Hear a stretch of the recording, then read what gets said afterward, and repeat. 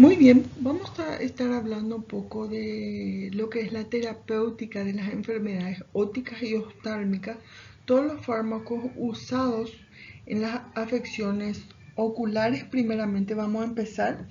Debemos saber que los sentidos químicos en, en nuestros pacientes, en nosotros mismos, en todos los órganos del animal, es en realidad una red de recepciones químicas. O sea, está dada por lo que lo llamamos quimioreceptores, perdón. Y todas estas eh, membranas celulares de donde está constituido lo que son estos quimioreceptores son los que realmente estimulan de forma química. O sea, hay un estímulo de forma química que puede ser por un medio externo o un medio interno propio del cuerpo. Existen algunos que realmente responden para esos químicos externos, estas estimulaciones, pero hay otros órganos que responden solamente con los químicos internos.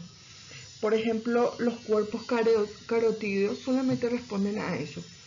Y un sinfín de estímulos que, se les puede denominar como un conjunto de sentidos químicos, y sabemos que se dividen por tres clases, que es el oftálmico, o lo que es lo que nos vamos a tratar ahora, del degustación o gusto, y otros sentidos comunes. Esto es nada más así para tener en cuenta. Y lo que nos interesa a nosotros es la parte ocular en estos momentos. Bueno, lo que es la anatomía en sí del ojo, sabemos que tiene un cuerpo ciliar, ¿verdad? El cuerpo ciliar, la cámara anterior, que es esta, y una cámara posterior que va por aquí. La córnea en sí, que es convexo, la pupila, el cristalino, que es muy importante, el iris, el nervio óptico, las coroides, la esclera y la retina. La retina acá, toda la parte de atrás. Entonces es la anatomía así rápidamente dando nada más. Las vías de administración, en donde se va a administrar los medicamentos, cuando se le puede medicar de tres maneras. De la forma tópica, que es lo más deseado, con gotas oculares, existen pomadas, lo que más se utiliza son las gotas oculares. De forma sistemática, que puede ser subcutánea, intramuscular, endovenoso. Luego están las inyecciones del tejido periocular. Se le aplica una inyección prácticamente local, ¿verdad? Y lo recomendable para una aplicación directa del ojo, para que el paciente no se asuste, es en la comisura en interior aquí. Entonces una gota o dos gotas, depende de lo que se va a administrar. Normalmente es una gota. Luego para no golpear y que el paciente no se asuste, entonces una gota se deja caer aquí y se le cierra el párpado, y con los dedos, para que esto se distribuya. Al cerrar el párpado se va a ir distribuyendo el medicamento. Bueno, el sistémico habíamos dicho que puede ser subcutáneo, intramuscular.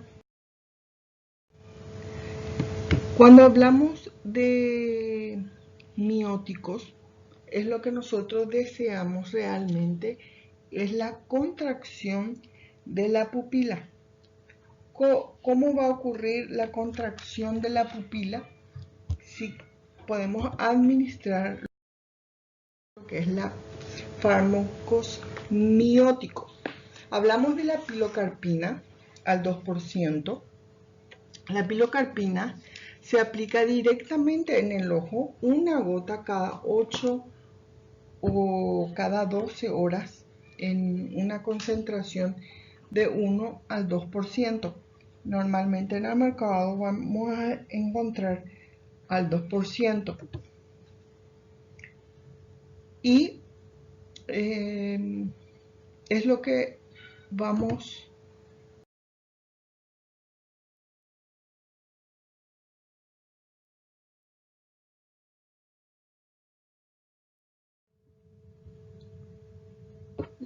otros mióticos que también, además de la pilocarpina, tenemos la fisostigmina y la acetilcolina.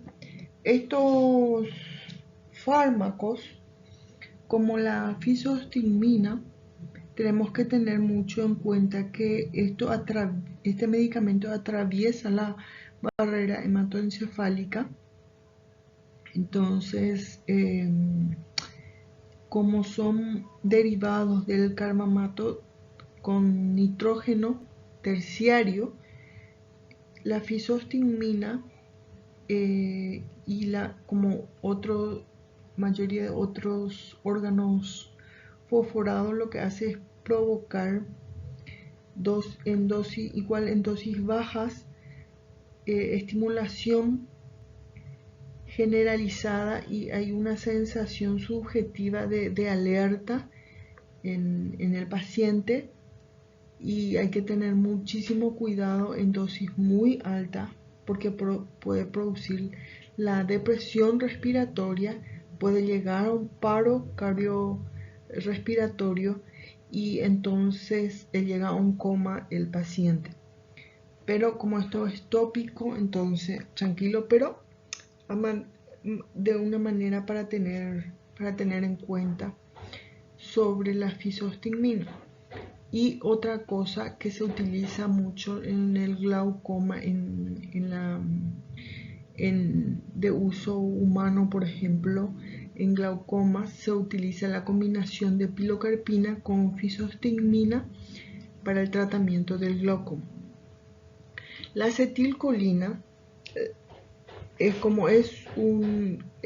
produce efectos de la acetilcolina a nivel ocular, como son parasimpáticos miméticos, y su efecto tiene efectos indirectos y puede ser reversible o puede ser irreversible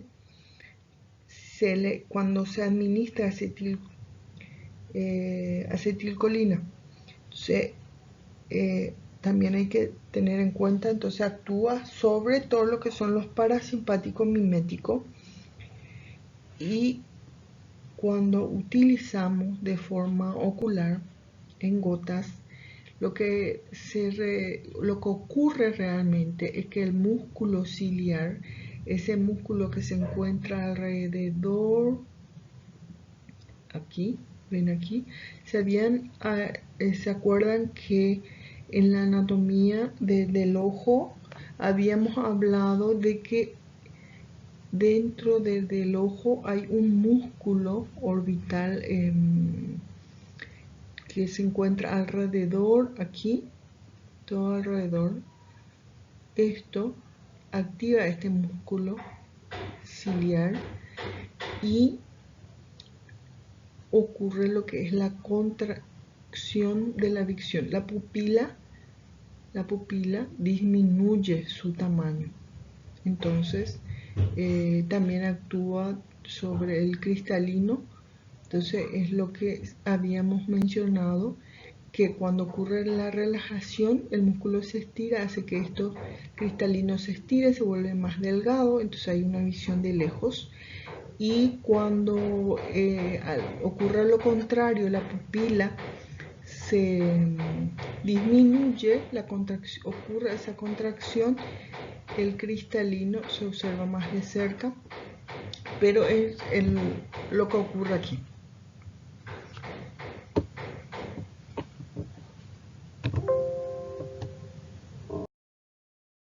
Aquí tenemos lo que son dos imágenes en cuanto al globo ocular, de un globo ocular sano y uno que presenta glaucoma. Sabemos que hay un líquido dentro del globo ocular y lo que hace es, hay más aumento de ese líquido y genera una presión todo alrededor, especialmente lo que son las estructuras nerviosas. Hay una presión en el nervio óptico y en todas las estructuras aquí vemos este felino en donde presenta un ojo sano y un ojo que presenta glaucoma. Entonces tenemos la definición de lo que es el glaucoma, en donde nos dice el aumento de la presión intravascular, en donde hay un líquido, en donde se denomina humor acuoso. El humor acuoso, lo que al aumentar y no drenar, hace que esto se vaya acumulando gran cantidad, aumenta el globo ocular. Esto provoca la presión intraocular y hace que dañe todas esas estructuras internas del ojo y, como habíamos visto en la imagen anterior, especialmente el nervio óptico.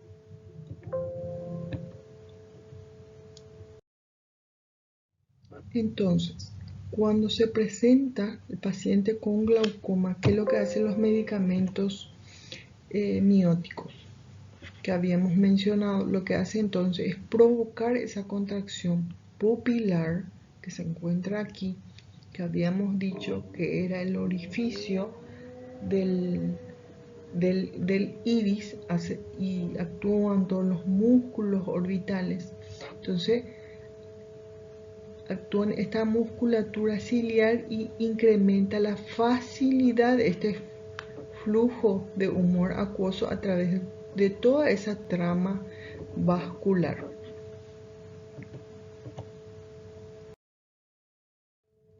Midriáticos. Cuando hablamos de los midriáticos, es lo contrario, es la dilatación de la pupila. Vemos como la pupila acá de este felino está contraída, luego es normal. Esto en cuanto a efectos de Lundberg.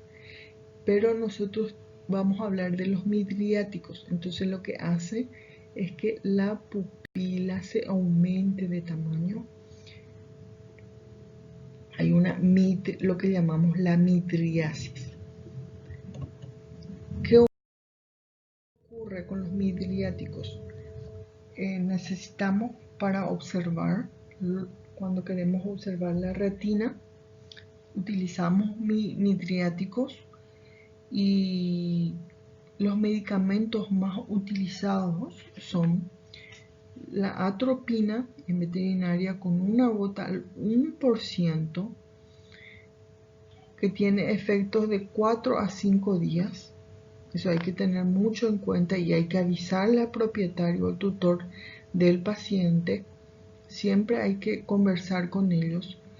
La tropicamida, también una gota al 1%, y su efecto su duración es la misma. La atropina lo que hace es reducir la ventana de la pupila, y existen en varias presentaciones, en gotas, en pomadas. También vamos a hablar de fármacos antibióticos. Existen muchas patologías en cuanto a ojo. Depende mucho de qué patologías, si hay una infección, si hay alguna úlcera, si esto puede ser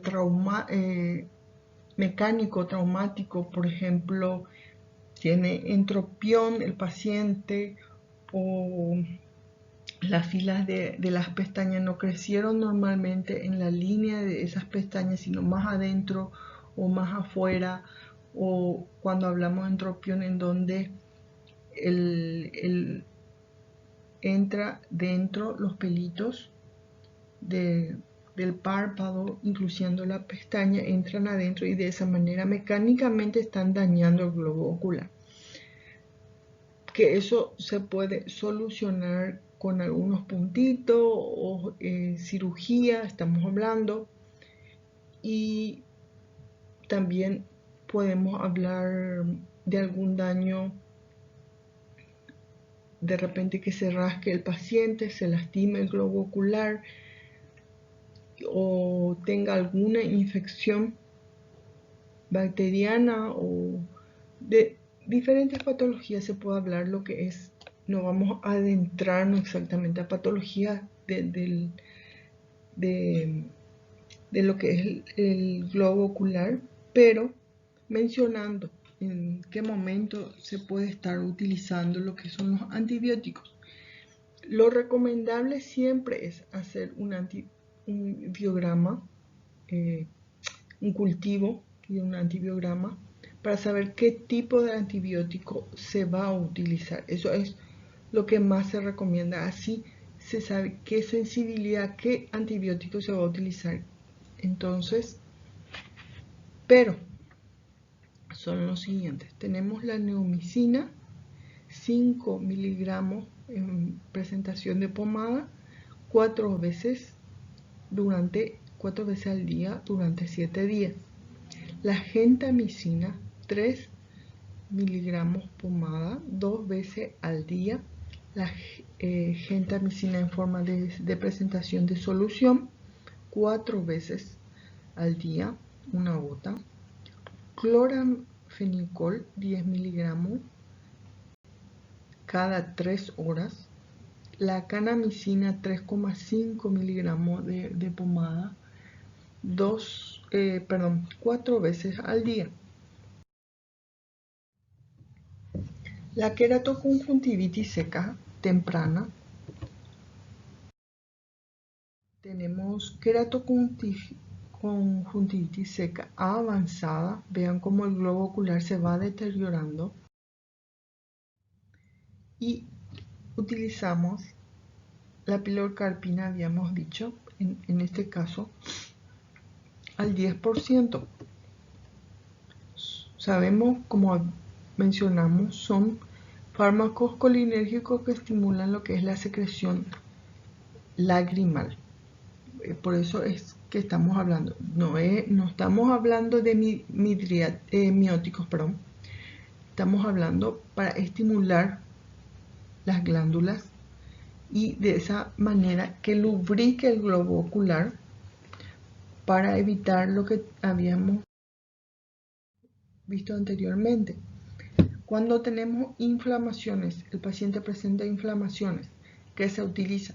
Se utiliza la prednisona al 2 miligramos, hidrocortisona 5 miligramos, dexametasona al 0,1 miligramos y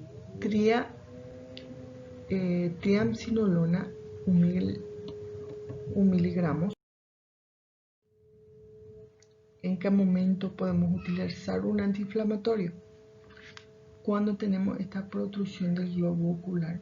Si se realiza una cirugía, cuando hay una inflamación también del tercer párpado, también todo esto ¿en qué momento es lo que podemos utilizar antiinflamatorios? La ruptura de la córnea, este es un Shih Tzu, ven aquí cómo presenta esta úlcera, acá otro. Entonces existe una ruptura corneal. También entonces ahí utilizamos antiinflamatorios. Tenemos que recalcar que cuando el paciente presenta úlcera o rotura del globo ocular, corticoides es lo que no jamás, nunca, jamás se utiliza. Bueno, ahora vamos a hablar de lo que son la terapéutica de las enfermedades ópticas del oído externo. Como lo que hablamos de una otitis, entonces hablamos de una inflamación de la mucosa del conducto auditivo externo que se encuentra en el pabellón auricular y abarca lo que es la membrana timpánica. Entonces, toda esta estructura del conducto auditivo externo se encuentra inflamado y también puede llegar a afectar el tímpano. Esta es hablando así rápidamente, lo que es la estructura anatómica normal del paciente.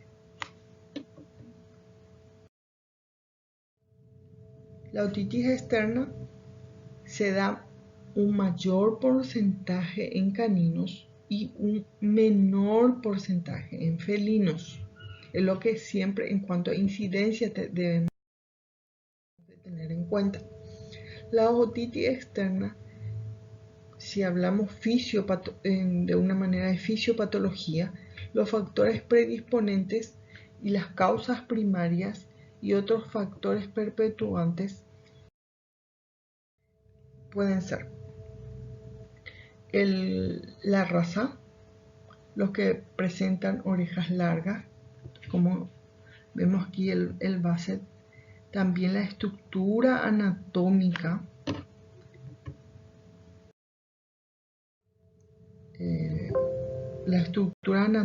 del paciente,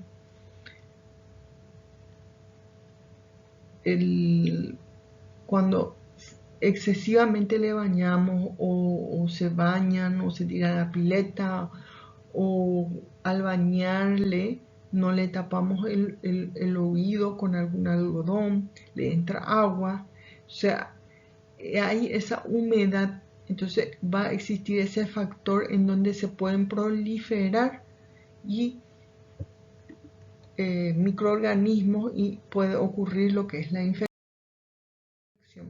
También el excesivo pelo existen razas o algunos pacientes en donde van a presentar excesivo pelo en el conducto auditivo, también hace que no entre, no se airee, exista esa humedad continua y exista gran secreción. Entonces eso también predispone a que proliferen los microorganismos. Los factores predisponentes en cuanto a pliegues, el Basset, la raza del Sharpei, no tienen un conducto auditivo externo en forma de pliegue, no tiene esa clásica forma de L que vemos siempre en lo que es el dibujo, ¿verdad? Este es tortuoso, también hay una excesiva humedad, estos son factores que predisponen muchísimo para una infección, una otitis en el paciente. Las causas primarias parasitarias, por ejemplo, tenemos todos estos ácaros que se pueden proliferar dentro del oído externo y son factores que predisponen también a descomponer el oído externo, se engrosa la pared, se achica la luz, se disminuye la luz del conducto auditivo, entonces también es una manera que se va a predisponer a microorganismos, proliferación y exista la otitis. Bueno, seguimos. Habíamos visto el Charcot-Marie, vemos el Demodex, en sí la enfermedad de nemodicosis, las Otros factores también es la causa de las alergias.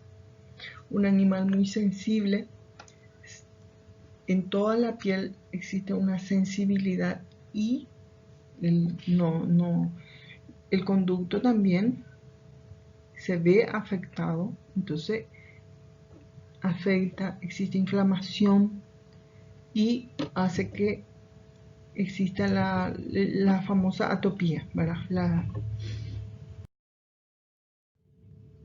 Predispone muchísimo, puede ser una alergia alimentaria también, sean sensibles a algunos alimentos y hay una inflamación generalizada y entra dentro de esa bolsa también el conducto auditivo externo, se engrosa, disminuye la luz. Por otras causas como endocrinopatías, hablamos del hipotiroidismo, ¿ven? También hay una sensibilidad. Otros factores pueden ser bacterias, por todas esas que habíamos citado anteriormente, entonces hace que se multipliquen los microorganismos y hablamos de las bacterias. Hablamos de la levadura. ¿De qué levaduras? Por ejemplo, hablamos de lo que es, ¿cómo era? Que vamos a ir viendo más adelante, no sé por qué se me fue. La signología de las otitis externas.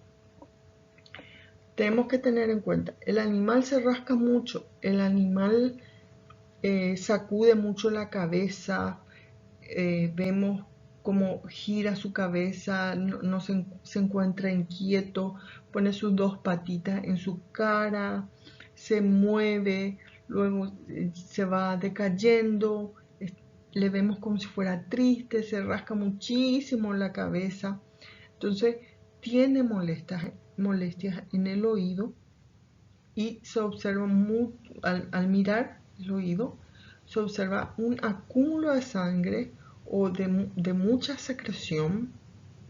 Esto hace que no drene todo. ¿Y cuál es el procedimiento?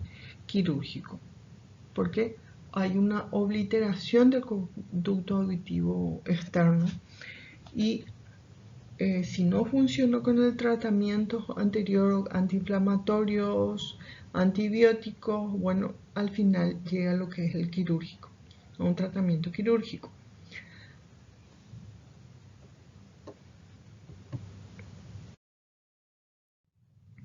El plan de diagnóstico, primero un examen dermatológico, un examen del oído en particular, estamos hablando de un hisopado. Se lleva al laboratorio, se investiga qué tipo si tiene bacterias, si tiene hongos. Ay, se me vino a la mente la malacesia, se pide también, se escribe una sospecha, aunque tiene ese olor característico si hablamos de, por ejemplo, si es sarna o si es hongo de malacesia, tiene sus olores característicos. Luego, lo que es el examen otro, si queremos realizar un cultivo de antibiograma, bueno, este viene con, veamos si tenemos aquí, examen clínicos particulares. Bueno, vamos a ir viendo cómo el hisopo ideal tiene un medium dentro de un tubo y ese se envía al laboratorio cuando queremos un cultivo de antibiograma. Entonces, otitis externa es muy difícil de curar si es que no se realiza como realmente debe ser, si no se le realiza ahora, si no se le higieniza, entonces no se está haciendo un buen tratamiento. Entonces ahí es lo que hablamos que es bastante difícil de curar. ¿Por qué? Porque el tratamiento es largo. Entonces hay que ver la forma directa o indirecta de poder tratar al paciente con una otitis externa. Pero nada es imposible.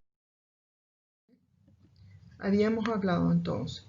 Se realiza, ven cómo viene dentro de un tubo, tiene un medium y es lo que se envía al laboratorio, primeramente para saber qué tipo si es bacteria, si es hongo, se pide un antibiograma, entonces sabemos qué antibiótico está funcionando y qué antibiótico no va a funcionar, que no, estas bacterias no son sensibles y cuáles sí son sensibles. Entonces es muy importante el envío al laboratorio.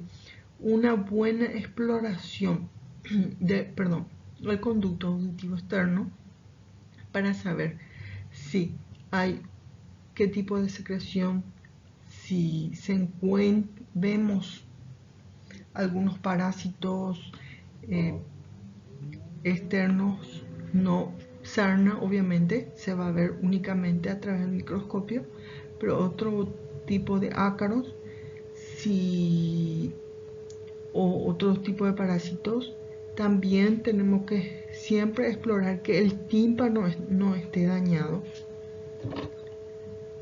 Entonces hablamos de lo que es la otoscopía y el cultivo de antibiogramas son sumamente importantes para un buen plan de tratamiento. Entonces, llegamos a un diagnóstico ideal y este diagnóstico, con el cultivo de antibiogramas, vamos a evitar que esta otitis sea crónica. Siempre la exploración con un otoscopio y, como había dicho anteriormente, siempre cultivo y antibiograma y no se van a equivocar. Si es que está muy mal, se puede tratar mientras no esté el resultado, pero una vez está el resultado y no el tratamiento no es el correcto, se cambia a un tratamiento que sea correcto. Entonces, la identificación del germen y el tratamiento específico con el antibiótico que las muestras son estos gérmenes son sensibles. Entonces, el tratamiento de enfermedades óticas. Hablábamos de otoscopía. Existen diferentes. Vamos a encontrar en el mercado otoscopio diferente. Lo importante es observar cómo está nuestro paciente, cómo se encuentra el conducto auditivo externo y para un diagnóstico del tímpano y del conducto. ¿Cuáles son las ventajas? Se consigue una visión bastante amplia y profunda, bastante clara. Se llega a un diagnóstico mucho más eficaz y se puede tratar con mayor rapidez. Una buena evaluación de todos estos aspectos. Entonces, cómo se encuentra el pabellón, qué grado de eritema tiene, los cambios proliferativos en cuanto al diámetro del canal, si está totalmente obliterado o si no, qué naturaleza de secreciones tiene, qué tipos, presentación, si presenta o no cuerpo extraño, qué tipo si encuentra o no parásitos, y la integridad del tímpano, que es sumamente importante. Otoscopía entonces, saben, si hay o no permeabilidad, si hay o no estenosis, si se encuentra o no ulceraciones en el conducto, qué tipo de exudado, si hay cambio de la coloración, si hay acúmulo de pelo o de secreciones, ceras, qué tipo de ceras, o sea, qué color,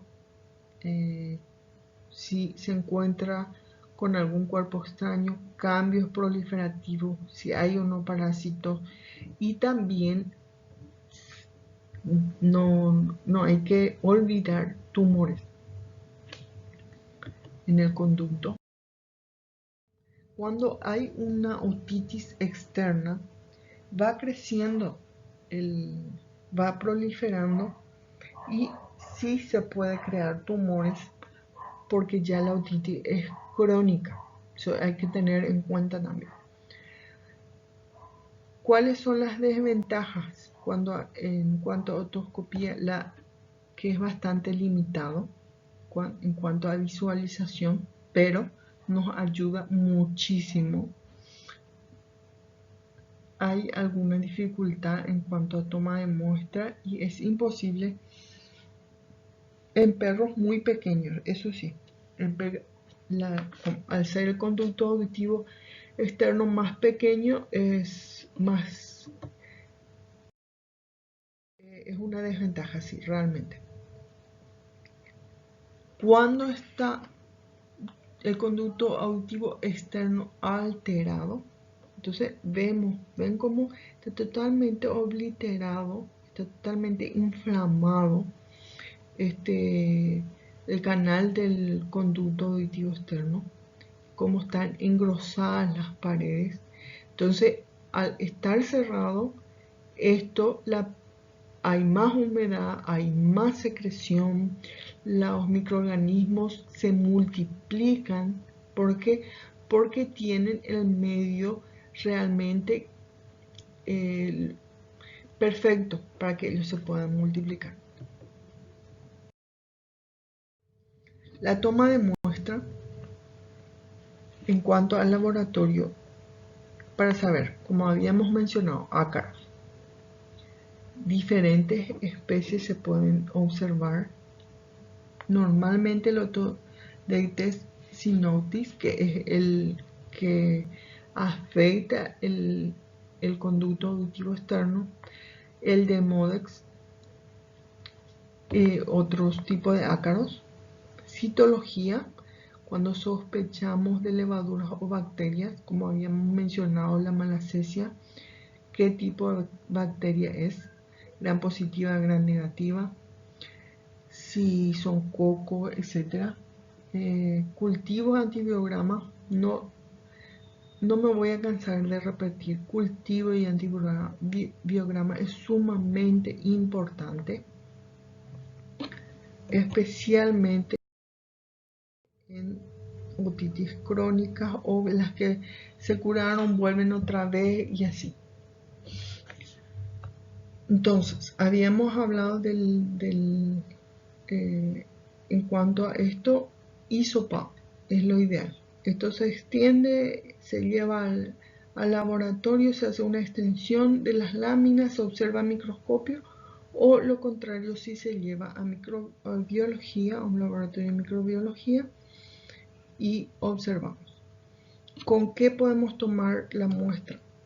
Si vamos a llevar para saber si es hongo o bacteria o algún ácaro, se puede utilizar un poquito de lo que es, no es lo ideal, vaselina en lo posible no utilizar, pero porque si el oído se encuentra húmedo, si hay una inflamación, se encuentra de por sí húmedo, entonces no es necesario, y hay que tener en cuenta también de no llegar a dañar el tímpano una vez que queremos tomar la muestra.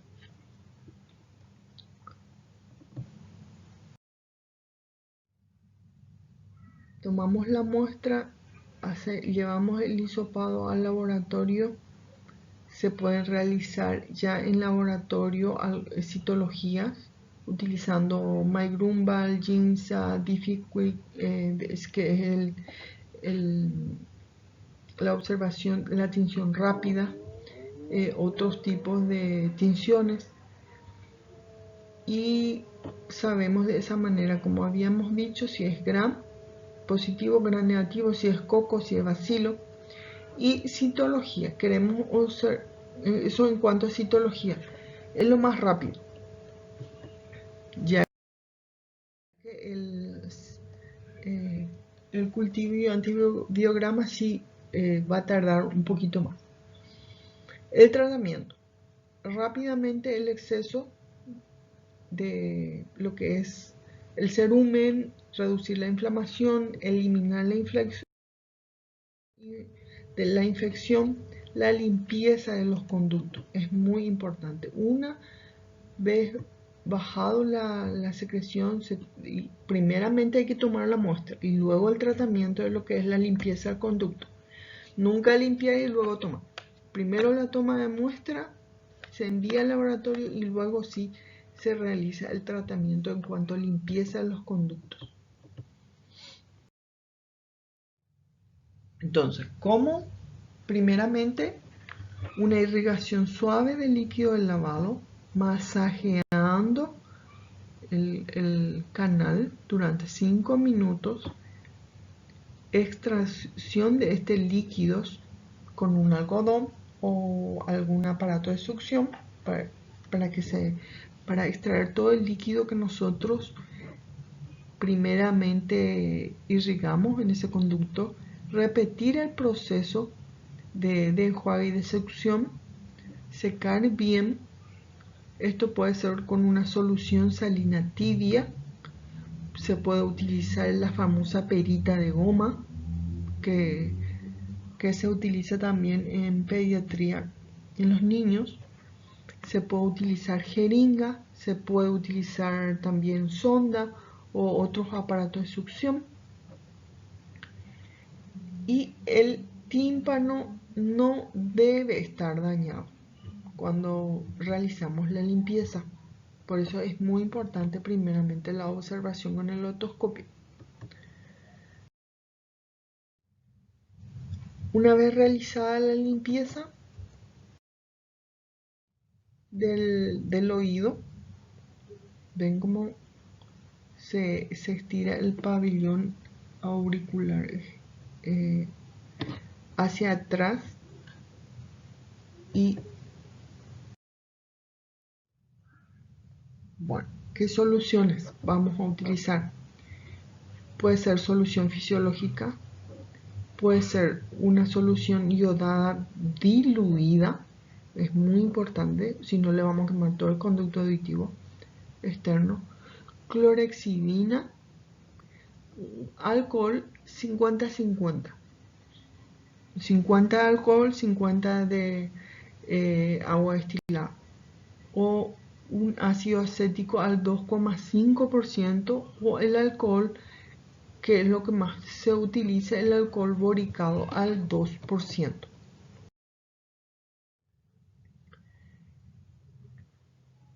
Se utiliza entonces, se hace la limpieza del oído, antiséptico, luego podemos utilizar bactericida o fungicida. Ahí está una imagen de la clorexidina. Entonces, cuando habíamos hablado de lo que son las levaduras, habíamos hablado de la malacesia.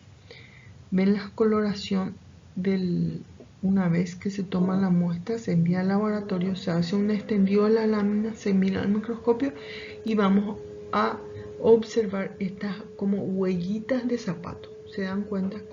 Como las huellas de la suela de los zapatos. ¿Ven aquí? Entonces tenemos un positivo a lo que es otitis por malacesia. Se observa de esta manera, ven que es húmedo, hay una inflamación, eritema del todo el conducto, ¿se dan cuenta? Entonces, que por lo general el cerumen tiene un olor, un color,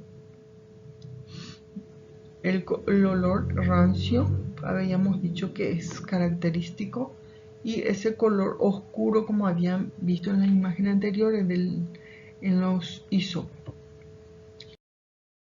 La crisofulvina es lo que se utiliza más comúnmente. Tenemos aquí el ketoconazol, que puede ser sistémico o local. cuando hablamos de en sistémico, en pastilla, 10 miligramos por kilogramo cada 24 horas en dos tomas. En dos tomas hablamos de un día, luego pasa 24 horas, otro día, y con eso, porque hay que tener mucho cuidado con el ketoconazol, daña muchísimo el hígado. Entonces es así. La grisofulvina, su dosis es de 5 a 10 miligramos por kilogramo cada 12 horas, y se administra siempre con una comida grasosa que va a servir para la administración de la grisofulvina. Y el miconazol en forma de gel o de gota o de crema tiene estas presentaciones. Este es local, entonces en forma sistémica, vía oral sería. Y cuando hablamos de una otitis parasitaria, la ivermectina o el amitraz son los ideales. Cuando hablamos de ivermectina es 0,2 o 0,4 miligramos por kilogramo subcutáneo inyectable. Amitraz es 0,125% de aceite mineral y es cada 2 a 7 días. Se le da de tomar. Los glucocorticoides son recomendación. Se recomienda utilizar una sola vez en caso de si hay mucho edema, los glucocorticoides, o en dosis decrecientes. Cuando hablamos de decreciente, la dosis máxima hoy va disminuyendo la dosis muy gradualmente al pasar los días.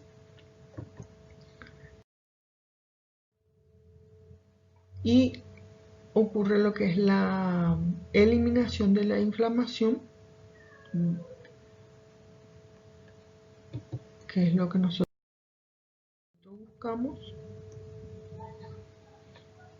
Los productos que necesitan para inflamación, disminuir esa inflamación, hablamos de la hidrocortisona, triamcinolona, dexametasona, estamos hablando de glucocorticoides, betametasona y glucosinolona. Estos antiinflamatorios tienen un porcentaje, como ven aquí en la tabla, equivalente al porcentaje de concentración terapéutica y cada cuánta hora se le puede tratar al paciente. La dexametasona, que es lo que más se utiliza, al 0,1% cada 36 a 48 horas. La fluocinolona, 0,025% cada 36 a 54 horas. Como se dan cuenta, estos tres son los mismos, pero el que cada 8 a 12 horas es la hidrocortisona, en un porcentaje de 1%. Cuando hablamos de otitis bacteriana, estamos hablando que pueden ser por una infección leve, puede ser aguda o puede ser crónica. Cuando hablamos de leves, se utiliza la hidrocortisona, y aguda dexametasona. Cuando es crónica, queremos que realmente ocurra estos antiinflamatorios tengan efecto, se utiliza la dexametasona, triamcinolona y la betametasona. En infecciones muy graves, cuando la infección es por pseudomonas, la hidrocortisona es lo ideal. y se da una dosis bastante baja para el tratamiento. Los glucocorticoides tópicos, cuando hablamos de alergias agudas, hidrocortisona, dexametasona y triamcinolona es lo ideal. Cuando hablamos de una otitis aguda seborreica, la dexametasona, triamcinolona y betametasona son lo ideal.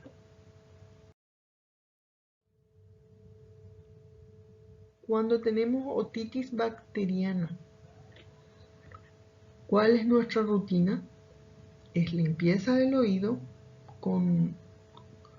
puede ser con clorhexidina o un ácido acético del 2 al 2,5% y la terapia tópica con antibiótico.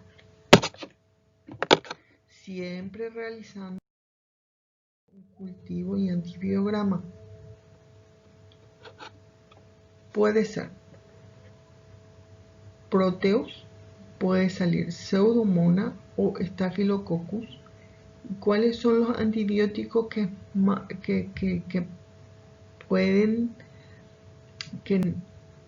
vamos a tratar al paciente? Ampicilina, gentamicina, neomicina, penicilina, streptomicina y tetraciclina. Esto, cuando hablamos de microorganismos, estamos hablando de las bacterias. Ahora, si hablamos por afecciones que no son bacterianas, hablamos de levaduras, estamos hablando de afecciones como la malacesia y es bastante perpetuante.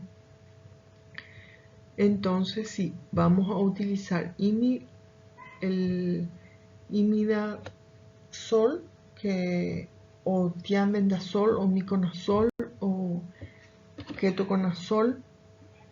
Vamos a tratar de esa manera al paciente. ¿En qué porcentaje? Puede ser poliximina B, hablamos una dosis 2-3 miligramos por kilogramo vía oral, neomicina de 10 a 20 miligramos vía oral y gentamicina de 2 a 4 miligramos por kilogramo. En esta dosis es inyectable intramuscular. La enrofloxacina, si queremos tratar enrofloxacina antiinflamatorio que tenga dexametasona y la solución fisiológica, estamos hablando de esta es una terapia para Pseudomonas. La tobramicina también es un antibiótico sumamente eficaz. Se administra en gota cada 8 horas. Sulfabiacina de plata, 1 gramo con agua estéril de 100 ml al 0,5 ml en cada oído cada 12 horas también es un buen tratamiento.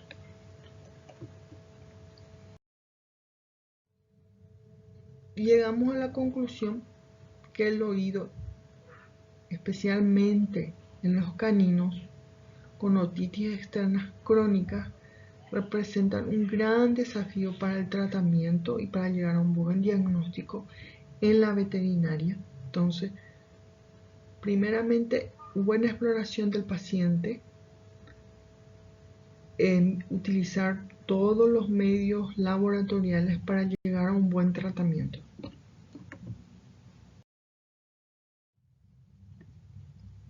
Siempre cuando tenemos una otitis externa crónica, es muy importante tener todas esas combinaciones de factores primarios, predisponentes y perpetuantes para poder tratar al paciente. Entonces, un tratamiento particular Siempre cada caso, cada paciente es individual, no es que se puede tratar una otitis de este perro es la misma que se puede tratar, no. A otro paciente, no. Si cada uno es individual, entonces examinamos bien al paciente, llegamos a un buen análisis de los antecedentes, de los datos clínicos y el resultado de los exámenes complementarios para un buen diagnóstico y llegar a un buen tratamiento. Muchísimas gracias.